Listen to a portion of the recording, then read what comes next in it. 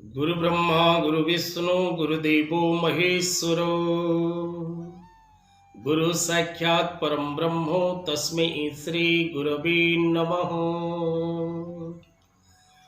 जय जगन्नाथ दर्शक बंधु, जय गुरुदेव जगतर नाथ जगन्नाथ समस्त को खुशी रे रखंतु, आनंद रे रखंतु, समस्त जीवन रे हस खुशी कर धर्म ज्ञान टीवी यूट्यूब चैनल परिवार को आपण मान को स्वागत। जो मित्र माने ए चैनल टी को लाइक शेयर और सब्सक्राइब करना से माने लाइक शेयर और सब्सक्राइब करने को कदापि भूलु नहीं। दर्शक बंधु, आज कार्यक्रम माध्यम रे आमे आलोचना करिबा अनेक शुभ एवं अशुभ स्वप्न विषय रे। कारण मनुष्य देखुथिबा स्वप्न मनुष्य को अनेक प्रकार शुभ और अशुभ कारक संकेत प्रदान करिता है।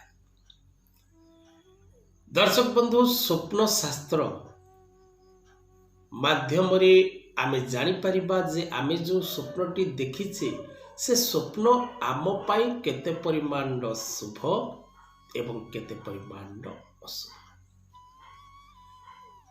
अनेक स्वप्न रही जो स्वप्न देखिबा द्वारा व्यक्ति को अनेक प्रकार शुभकारक संकेत मिलता है, शुभकारक फल मध्य प्राप्ति होता है। अनेक एपरी स्वप्न रही जो स्वप्न देखा द्वारा मनुष्य को अशुभ फल लाभ होता है। तेणु आज विशेषकर आम एपरी 20-25 स्वप्न विषय रे आलोचना करिबा जो स्वप्न आपण को शुभ संकेत दिए एवं जो स्वप्न आपण को अशुभ संकेत मध्य देता है।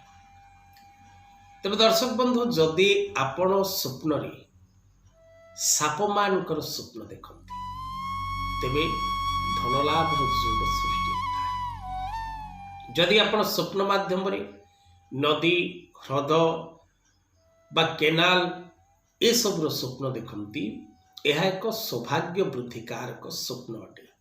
ये स्वप्न आपण को अनेक क्षेत्र रे ऊपर को नहीं था, भाग्य रे अभिवृद्धि घटी था एवं अनेक स्थान रे आपण मध्य विजय लाभ करता। नाच गीतर स्वप्न देखा भौतिक सुख वृद्धि सूचना देता है। नेउल को जदि आपण स्वप्न माध्यम रे देखुचंती तेबे शत्रु भयरु आपण को मुक्ति मिलता है।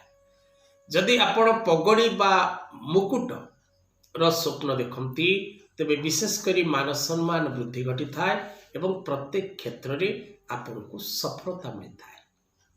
जदि आपण पूजा होबार स्वप्न देखुचंती, कौन से स्थान रे पूजा पाठ होउची, यज्ञ उत्सव होउची, कौन से पूजार परिवेश आपण जदि स्वप्न माध्यम रे देखंती तेबे आपणकर पूर्व योजना सफल होबा सहित आपण विजय लाभ करिबा निश्चित अटे। जदि फकीर मान को भिक्षुक मान को आपण स्वप्न रे देखंती तेबे यह एक अशुभ फलदायक स्वप्न अटे। ए स्वप्नटी देखा द्वारा प्रायतः आपणकर धन जनित समस्या, स्वास्थ्य जनित समस्या सृष्टि होता है।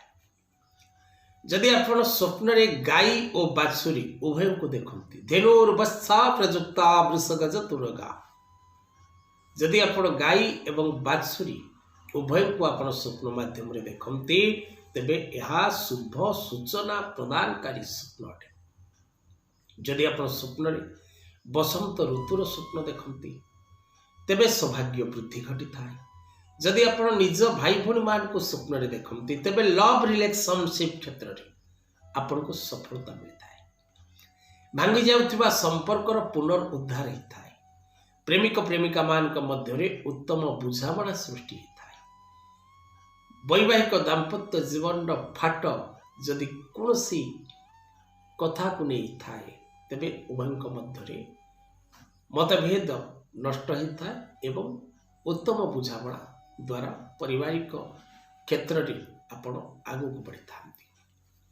जदि बिल्लो वृक्ष बिल्लो पत्रर स्वप्न आपण देखंती या धन धान्य वृद्धिकारक स्वप्न, एपरी स्वप्न आपण को अनेक क्षेत्र रे सफलता मध्य प्रदान करिता है। जदि आपण निजे भिक मागिबार देखंती तेबे यह एक धन हानिकारक स्वप्न अटे। क्या हाथ पताउंट उधारी मागुंट बा निजे भिक्षुक हो जाइछन्ति स्वप्न माध्यम आप देखुंट तेबे यह एक अशुभ कारक स्वप्न अटे। जदि महू हनी मधु जदि आप महू को स्वप्न देखुंट तेबे आपणकर विशेषकर किसी नुआ अनुकूल काम जदि आपण करने को चाहिए से आपको सफलता मिल से कार्य आप निश्चित भाव सफल हेबे। जदि आप निजे निजर मृत्युर स्वप्न देखुंट यह आपण को रोगर जदि आप कौन रोग भोग कर आपण को रोगर मुक्ति दे थाए कारावास आपन को मुक्ति मिलता है विभिन्न प्रकार शुभ फल ए स्वप्न माध्यम आपण प्राप्त करि आज कथा वस्तु को ये रखा। जय जगन्नाथ।